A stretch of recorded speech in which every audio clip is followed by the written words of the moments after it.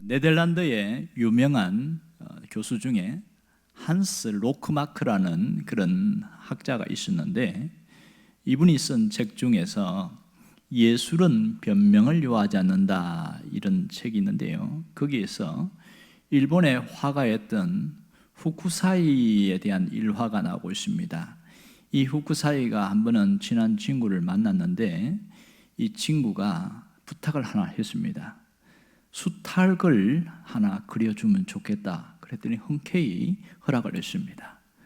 그러더니 일주일 후에 오면 좋겠다. 그래서 일주일 후에 다시 친구가 왔더니 그림은 내려놓지 않고 2주일 후에 다시 한번 좋겠다, 이렇게 오면 좋겠다, 이렇게 해서 이 친구가 흔쾌히 그러면 2주 후에 다시 오겠다고. 그래서 갔더니 세상에 조금 그렇긴 한데 2달 후에 오면 안 되겠냐고 이러는 겁니다. 그리고 좀 뭔가 좀 사정이 있겠지 해서 또 2달이 시간이 지났습니다. 그러고 나서 그 친구에 갔더니 머리를 걸치면서 이 후쿠사이가 6개월 후에 오면 좋겠다, 그렇게 이야기하는 거예요. 좀 마음이 불편하긴 했지만은 친구에게 부득이한 뭔가가 있겠지, 잘 안 되나 보다, 그런 생각을 하고 그렇게 기다렸습니다. 또 6개월 후에 다시 갔더니 좀 더 연장하고 인내를 했는데 세상에 무려 3년간이나 이렇게 조금 연장을 하는 겁니다. 3년이 돼서 친구가 갔을 때에 이제는 그림이 됐냐고 그랬더니 아무것도 없는 거예요. 그려놓은 것도 없고. 그래서 후쿠사이가 조금 더 시간이 필요한데 그러는 거예요. 그때 그동안 참고 참았던 이 친구가 폭발해버린 거예요. 화를 내면서 도대체 내가 언제까지 기다려야 되느냐고, 이만큼 참았으면 됐지 않느냐고. 그러니까 알았다고 잠깐 기다려보라고. 그러더니 이 한지하고 이 그림, 이게 그 물감을 가져오더니 그 자리에서 이렇게 그려나가는데 순식간에 그리는 거예요. 그런데 놀라운 것은 그 수탉이 마치 살아 움직이는 것 같았다는 겁니다. 너무 놀랐어요. 놀랬지만은 또 화가 나는 거예요. 이렇게 잘 그리면서 왜 3년간 이렇게 기다리게 만들었냐고. 또 화를 냈더니 아무 말도 하지 않고 후쿠사이가 화실로 데리고 갔습니다. 문을 딱 열었더니 세상에 3년 동안 또 그리고 그랬던 이 종이가 산더미처럼 쌓여 있는 거예요. 한 장의 그림을 그리기 위해서 수도 없이 많은 실패 또 습작을 여러 번 했던 것을 보여주면서 그때 깜짝 놀랐습니다. 이렇게 많이 그렸냐고. 그러니까 후쿠사이 마음에는 아직 마음이 흡족하지 않은 거예요. 그래서 더 나은 작품을 위해서 그렇게 반복해서 그림을 그렸던 겁니다. 여기서 알 수 있는 것은 실패는 습작일 뿐이고 성공을 향한 디딤돌일 뿐이다, 이것을 알 수가 있습니다. 여러분, 이 예술만 그럴까요? 신앙생활도 마찬가지입니다. 우리가 예수를 믿으면 구원을 받는다고 그러는데 한번 구원받는 것으로 모든 게 끝나는 게 아니에요. 그것이 신앙생활은 아닙니다. 신분이 바뀌었을 뿐이지요. 신앙생활은 그때부터 출발입니다. 그런데 많은 잘못 믿는 분들이 예수 믿고 구원받으면 종착역으로 생각하고 있어요. 신앙의 종착역. 여러분, 구원은 신앙의 출발점입니다. 이것을 알지 못하면 끊임없이 신앙생활에 갈등과 어려움이 있습니다. 왜 신앙인답게 살지 못할까요? 그것은 신앙생활이 뭔지를 제대로 못 배워서 그렇습니다. 신앙생활은 경건을 끊임없이 연습하고 훈련되었을 때에 신실한 경건 신앙인으로 이렇게 회복되어져 나가는 겁니다. 그러면 많은 사람들이 욕을 얻어먹는 이유가 뭘까요? 신앙인답게 살지 못하는 근본적인 것은 뭔가 얼매이는 게 있어요. 붙드는 게 있어서 그렇단 말입니다. 그것이 친구일 수도 있고, 그것이 돈일 수도 있고, 그것이 자기 취미일 수도 있고, 가족일 수도 있고, 자식일 수도 있는데 뭔가가 자기 자신을 얽매고 있으니까 그것 때문에 정상적이고 온전한 아름다운 신앙생활을 못하는 것이 있다는 겁니다. 우리가 이 점을 깊이 생각하고 신앙생활을 잘 배우고 제대로 할 수 있어야 됩니다. 오늘 성경은 이렇게 신앙생활하면서 자신이 고민했던 것을 털어놓는 바울의 이야기가 나오고 있습니다. 바울이 이 빌립보스라는 성경을 쓰면서 빌립보 교인들에게 신앙생활이 뭔지 그것을 고스란히 드러내고 있습니다. 빌립보스는 넉 장으로 되어 있는 짧은 내용이지만 그 속에 신앙생활의 핵심 키워드가 잘 담겨 있습니다. 오늘 그 내용들을 보게 되어지는데요, 3장은 특별히 더 바울 서신의 중요한 핵심인 주 안에서 기뻐하라, 이런 내용들이 아주 중요하게 담겨 있습니다. 그리고 삶과 신앙생활하면서 조심해야 될 사람들이 누구인가를 밝히고 있고, 그리고 그들을 그렇게 살아가는 그 진정한 신앙생활, 하나님의 자녀로 살아갈 수 있다는 걸 밝히는데, 여기서 좀 특이한 게 있는데 그게 뭐냐면 13절 말씀입니다. 13절에 보면 이런 얘기를 하고 있어요. 형제들아, 나는 오직 내가 잡은 줄로 여기지 아니하고 오직 한 일, 즉 뒤에 있는 것을 잊어버리고 앞에 있는 것을 잡으려고, 이렇게 얘기하고 있어요. 지금 이 내용에 보면 바울이 오직 한 일, 즉 뒤에 있는 것을 잊어버리려고 한다, 이런 얘기를 하고 있어요. 바울이 잊어버리려고 한 게 무엇일까요? 세상에 사도 바울처럼 신앙생활을 이렇게 잘한 사람이 어디 있었을까요?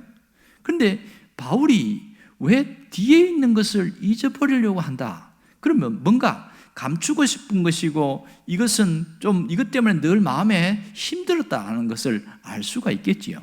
도대체 무슨 일이 있었길래 바울이 이런 말을 하는 것일까요? 오늘 여기서 뒤에 있는 것이라는 것은 지난 삶을 돌이켜 봤을 때에 버리고 싶은 것, 잊고 싶었던 그 내용을 말하고 있습니다. 사도 바울이 개종을 한 이후에 그가 한 번은 바나바의 이끌림을 따라서 예루살렘 교회를 방문하게 되는데, 사도 바울이 어떤 사람이었습니까? 예수를 믿는 사람들을 핍박하고 잡아 죽이고 가두고 이런 일을 했던 사람이잖아요. 그런 과거의 전적이 있으니까 예루살렘에 있는 교회의 지도자들이 그를 환영하지 않는 겁니다. 저 사람 진짜 개종한 거 맞아? 혹시 위장 개종한 거 아니야? 이런 생각을 가지고 그런 선입견을 바라보니까 바울이 설 자리가 없는 겁니다. 그래서 할 수 없이 바울은 자기의 고향인 길리기아 다소로 가서 거기서 하나님 말씀을 묵상하고 다시 한번 말씀을 연구하는 걸로 가고, 그 다음에 바나바는 안디옥으로 파송을 받아서 저 북쪽에 있는 안디옥 교회에 담임 목사로 간 거예요. 근데 교회가 굉장히 성장하니까 이거 혼자서 못하겠다, 그렇게 생각하고 다소에 있는 바울을 불러서 함께 공동 목회를 하게 됩니다. 놀라운 것은 이렇게 했을 때 폭발적인 성장이 일어나고 바울이 드디어 이 사람이 하나님의 사람으로, 하나님의 종으로서 온전히 인정을 받게 되어졌어요. 그 때에 성령께서 이 두 사람을 선교사로 파송하라는 큰 감동을 받고 그들이 금식하고 기도한 이후에 1차 선교 여행을 떠납니다. 이것이 소아시아 선교 여행인데, 이때 누가 따라갔냐면 이 마가라는 사람이 따라갑니다. 마가는 귀족이고 아주 돈 많은 집안의 사람인데 예수를 믿었단 말이에요. 이 청년이 마가가 함께 따라갔는데 그 소아시아 지역에 가보니까 풍토도 다르죠, 여러 가지 힘들고 그러니까 너무 힘들어서 그만 도망가 버린 거예요. 그러니까 다시 돌아왔어요. 그런데 바울이 그것이 두고두고 마음에 괘씸한 겁니다. 아무리 힘들어도 그렇지 그것도 못 참고 가냐, 그런 마음이 있었어요. 그리고 다시 이제 선교여행을 마치고 돌아왔는데 2차 선교여행을 떠나려고 할 때에 바나바가 우리가 마가를 한 번 더 데리고 갑시다, 기회를 한 번 더 주는 게 좋지 않겠습니까? 이런 얘기를 하는 거예요. 그런데 이제 이 바울이 저런 준비도 안 된 사람하고 함께 못한다 그러면서 강하게 거절을 하니까 이때 심하게 다툼이 일어났어요. 결국은 바나바와 바울이 헤어지고, 바나바는 마가와 함께 구브로 섬으로 해서 선교여행을 가고, 바울은 실라와 함께 다시 저 북쪽으로 해서 소아시아 지역으로 또 다시 갑니다. 그런데 이것이 두고두고 마음에 걸린 거예요. 좋은 일을 하기 위해서, 하나님 일을 하기 위해서 다투고, 이 마가라는 사람에서 또 좋지 않은 감정을 갖고 있는 이것 때문에 굉장히 마음이 불편했던 겁니다. 이것이 바울이 힘들어했던 뒤에 있는 것, 그것을 말하고 있습니다. 오늘 여기서 바울이 말하는 게 뭐냐면 과거에 잘못된 것과 감정 때문에 발목 잡히면 절대로 앞으로 나아갈 수 없다는 것을 얘기를 하고 있습니다. 그러니까 이런 사적인 감정을 탈출해야만이 온전히 예수님을 쫓을 수 있다는 그런 신앙의 고백을 하고 있는 겁니다. 이 감정이 벗어나야 되는데 지금 바울이 벗어나고 싶었던 게 뭡니까? 과거의 실수였잖아요. 너무 젊어서 열정만 불태우다 보니까 이게 사람을 헤아리고 배려하는 마음이 부족해서 나타났던 과거의 실수들, 이것을 계속 마음에 담고 있었는데 이제는 잊어버리겠다, 이제는 던져버리겠다, 이제는 손을 놓겠다, 이렇게 얘기를 하고 있습니다. 또 하나 바울이 이제 다시 잊고 싶었던 것이 뭐냐면 뒤에 있는 일은 자기가 갖고 있는 스펙이에요. 그러니까 그가 갖고 있는 엘리트 의식, 그걸 놓으면 아까운 것들, 이것을 버리려고 했던 겁니다. 그게 어디에 나오냐면 4절에서 6절까지 잘 나오고 있는데 좀 긴 내용입니다. 자, 이 보면 자신이 뭘 했냐면 육체를 신뢰할 만한 것들이 있는데 그것을 내가 붙들고 있었다는 거죠. 그게 뭐냐면 우리식으로 말하면 좋은 스펙과 자격증이었습니다. 그래서 5절에도 그런 얘기를 하면서 자기가 어떤 존재냐, 나는 8일 만에 할례를 받았고 이스라엘 족속이고 베냐민 지파다 막 이러면서 내가 어떤 순수 혈통인데 히브리인 중에 히브리인이고 율법으로는 바리새 정통학파에 있는 사람이고 막 이러면서 이야기하는 거예요. 그러면서 내가 열심으로는 잘못 몰라서 그랬지만 교회를 박해하고 그렇게 했지만 사실 나는 율법으로는 의로운 그런 흠없는 자다. 그러면서 자기가 율법을 배운 것 이런 모든 스펙을 드러내는데 이게 가만히 신앙생활을 하다 보니까 걸림돌이 되는 거예요. 그래서 이걸 버리겠다 이렇게 이야기를 하고 있는 겁니다. 바울은 자신의 불편한 감정조차도 다 던져버리려고 그렇게 했다고 그랬습니다. 그래서 13절에 보면 그 얘기를 잘 하고 있는데 그 불편한 감정을 다 버리겠다. 그래서 내가 아직 자본주의를 여기지 않고 지금 내가 이 감정 때문에 굉장히 힘들었는데 그것을 잊어버리고 앞에 있는 것을 잡으려고 한다. 그런 얘기를 하는 겁니다. 결국은 그가 갖고 있는 스펙과 같은 좋은 것도 또 자신의 과거의 실수도 이걸 다 잊어버리는 거, 던져버리는데 어떻게 하냐? 배설물처럼 여기겠다는 거예요. 그것이 바로 7절과 8절 말씀입니다. 오늘 바울이 자신이 갖고 있던 모든 것들을 다 배설물처럼 버리겠다 이렇게 이야기를 하고 있습니다. 놀라운 것이지요. 배설물, 이건 뒤로 돌아보지 않겠다 그런 얘기를 하고 있는 겁니다. 자, 오늘 자신이 더 이상 여기에 발목 잡히지 않겠다는 겁니다. 모든 것을 잃어버리고 배설물로 여기면 그리스도 예수를 얻기 위함이다 이렇게 얘기를 하고 있거든요. 정말로 그는 표대를 향하여만 달려갔습니다. 그것이 14절이거든요. 표대를 향하여 그리스도 예수 안에서 하나님이 위에서 부르신 그 부름의 상을 위하여 달려가노라. 왜 잊어버렸습니까? 왜 던져버렸을까요? 그것은 오직 목표를 향해서 달려가는데 그가 누구냐? 오직 그리스도 안에서 살아가는 그 삶이고 하나님이 나를 부르신 그 부름의 상을 향하여 가는 그 삶이었다. 그 얘기를 하고 있는 겁니다. 여러분, 우리가 살아가면서 뒤에 있는 것 때문에 힘들어하는 사람이 굉장히 많습니다. 그것이 나를 발목을 잡고 있어서 많이 힘들어요. 가장 힘든 게 뭔지 아세요? 과거의 실수입니다. 과거에 잘못 판단한 것, 잘못 결정했던 실수들 때문에 많이들 후회하고 또 후회하고 살아가고 있습니다. 특별히 금전적인 문제와 관련된 부분에 한해서 뼈아픈 가슴을 치는 통곡이 있어요. 내가 왜 그때 그럴 일을 했었던가? 왜 이렇게 실수를 했던가? 그것이 해결될 때까지 끊임없이 우리를 발목을 잡고 우리를 힘들게 합니다. 또 하나는 내 안에서 온전히 회복되지 않은 낮은 자존감입니다. 이 낮은 자존감은 뭔가 사람과의 비교하게 하고 열등감을 갖게 하고 이것이 나를 무너지게 하고 끊임없이 나를 괴롭히고 있는 거예요. 이것을 던져버리기 전까지는, 완전히 던져지기 전까지는 그림자처럼 따라다니면서 우리를 괴롭히고 있는 것이 현실입니다. 어떤 잘못된 일이나 어떤 힘든 일이 생기면 또 핑계하고 탓을 하고 이런 습관들이 있거든요. 이거 다 버려야 될 것인데 아직도 남아있는 경우가 있습니다. 이런 것 때문에 우리가 온전한 신앙인으로서의 삶을 살아가지 못하는 경우가 얼마나 많은지 모릅니다. 이러한 감정에서 벗어나야 온전한 신앙생활을 할 수가 있습니다. 하나님이 우리에게 원하는 게 뭔지 아세요? 바로 그것은 예수 안에서 나를 발견해내는 겁니다.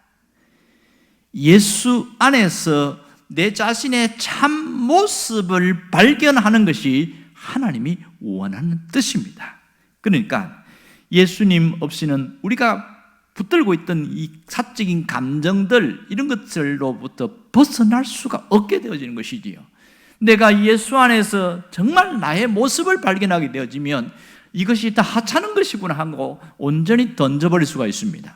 믿음이 없으면 이런 감정에서 탈출할 수 없다는 사실을 분명히 직시하기를 바랍니다.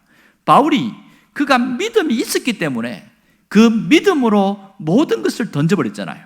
자기의 스펙도 배설물처럼 던졌지요. 과거의 잘못과 실수도 다 던져버리고 온전히 주님만 바라보면서 갈 수 있었던 것입니다. 그것은 바울 자신 안에 계신 예수 그리스도를 재발견했기 때문에, 그분이 나를 정죄하지 않는다는 것을 알기 때문에 그렇습니다. 여러분, 우리가 가장 큰 문제가 뭐냐면 두 가지인데, 신앙생활하면서 하나는 죄를 지었음에도 죄의식이 없는 사람, 이 사람은 양심에 화이 맞은 사람입니다. 죄의식이 없는 사람은 회개가 없습니다. 그러므로 더욱더 악해지고 나빠지게 되어집니다. 또 하나는 자신의 죄를 알긴 아는데 여기에 짓눌려 사는 사람이 있어요. 이것은 죄의식에 짓눌려 있는 사람이다, 이렇게 말합니다. 이 죄의식은 절대로 우리를 앞에 못 가게 합니다. 마침 밧줄로 묶은 것처럼 우리를 꼭 잡고 있어서 한 걸음도 못 나가게 하는 것이 죄의식입니다. 우리가 내 안에서 예수님을 발견했다는 것은 예수님이 이 모든 것을 깨끗이 끊어버리고 정리하게 하셨다는 겁니다. 주님의 십자가는 죄의식조차도 완전히 해결하는 능력의 십자가인 것을 믿을 수 있기를 바랍니다. 그러므로 우리가 갖고 있는 이 사적인 감정에서 빨리 탈출하는 것이 비결입니다. 탈출해야 됩니다. 사도 바울은 그것을 깊이 깨달았거든요. 자신이 예수를 몰랐을 때는 예수 믿는 자를 핍박했고 그것이 옳은 줄 알고 살았는데, 다메섹 도상에서 바울아, 너는 어찌하여 나를 핍박하느냐? 그럴 때 주님이 나타났을 때 깜짝 놀랐잖아요. 그때 성경에는 나타나지 않지만 바울 서신 전체에서 보면 주님이 그때 아마 이렇게 했던 것 같아요. 내가 너의 죄를 용서하노라. 너의 죄는 사함을 받았다. 네가 모르고 한 일이니까 용서하노라. 아마 틀림없이 그렇게 했을 것 같아요. 그때 바울이 어떻게 반응했을까요? 아닙니다. 저는 결코 용서받을 수 없는 죄인입니다. 그러면서 끊임없이 그 죄를 붙들고 있었을까요? 주님의 용서를 받아들였을까요? 두 번째지요.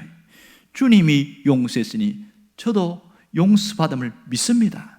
나의 잘못한 거, 실수한 거, 이제는 내가 나를 용서하겠습니다. 이제는 더 이상 죄의식에 짓눌려 살지 않겠습니다. 나는 자유한 자입니다. 나는 그리스도 안에서 온전한 자유를 얻은 자입니다. 이렇게 고백을 했다는 겁니다. 그래서 로마서 8장 1절에 정확하게 이야기하고 있잖아요. 그러므로 그리스도 예수 안에 있는 자에게는 결코 정죄함이 없나니 이는 생명의 성령의 법이 죄와 사망의 법에서 너희를 해방하였습니다. 그랬단 말이에요. 그리스도 예수 안에 있었기 때문에 더 이상 짓눌리지 않겠다. 죄의식과 정죄의식에 눌리지 않겠다. 바울의 고백이 여기에 나타나고 있습니다. 이제는 여러분도 실수는 할 수 있어요. 그러나 내가 실수한 나를 용서하는 게 중요합니다. 십자가 안에서 내려놓고 회개했다면 이제는 용서를 하셔야 됩니다. 내가 용서하지 않을 때 주님의 역사도 나타나지 않습니다. 주님이 나를 용서한 것처럼 내가 나를 용서하고 십자가 앞에서 조용히 내 자신을 바라볼 수 있기를 바랍니다. 그렇다면 우리가 해야 될 일이 뭘까요? 미래를 향하여 전진하는 겁니다. 온전히 앞을 향하여 달려가는 것이지요. 그것이 주님이 우리에게 원하는 겁니다. 표대를 향하여 그리스도 예수께서 부름의 상을 향하여 내가 달려가노라 이렇게 이야기하고 있잖아요. 온전히 달려간다. 앞을 향해서만 가라는 것이 주님이 주시는 메시지입니다. 더 이상 과거에 붙들리지 말고 죄의식에 붙들리지 말고 내가 잘한 그 잘난 맛에도 붙들지 말고 싹 잊어버리라. 이제는 이 지금 21년에는 새로운 마음 새로운 각오로 새롭게 살아가기를 원한다는 겁니다. 우리의 주님이 우리의 죄를 얼마나 깨끗하게 용서한지 아세요? 요한일서 1장 8절에 그 얘기를 하고 있잖아요. 만일 우리가 죄 없다고 말하면 스스로 속이고 또 진리가 우리 속에 있지 아니할 것이요 만일 우리가 우리의 죄를 자백하면 그는 미쁘시고 의로우사 우리의 죄를 사하시며 우리를 모든 불의에서 깨끗하게 하실 것이요. 할렐루야. 모든 불의에서 깨끗게 하시는 주님의 음성이 여러분에게 들리기를 원합니다. 여러분, 주님은 어떠한 죄도 용서하는 분임을 믿고 받아들일 수 있기를 바랍니다. 그러므로 과거를 잊어버려야 됩니다. 과거에 붙들리면 안 된다는 것이죠. 하나님께서 위에서 부르신 그 부름의 상을 향하여 달려가야 됩니다. 그렇다면 우리가 모든 것을 버렸다면 하나님이 주시는 놀라운 상급이 있어요. 모든 것을 버린 자에게 주시는 상급이 무엇일까요? 그 부름의 상이 있다는 겁니다. 그것은 내게 주실 상급은 현세와 내세의 두 가지로 나타나고 있는데요. 현세에서는 마음의 평안과 행복입니다. 이것이 주님이 주신 상급이에요. 내세에서는 하나님이 주실 멸류관입니다. 오늘 주님은 그것을 준비하고 있습니다.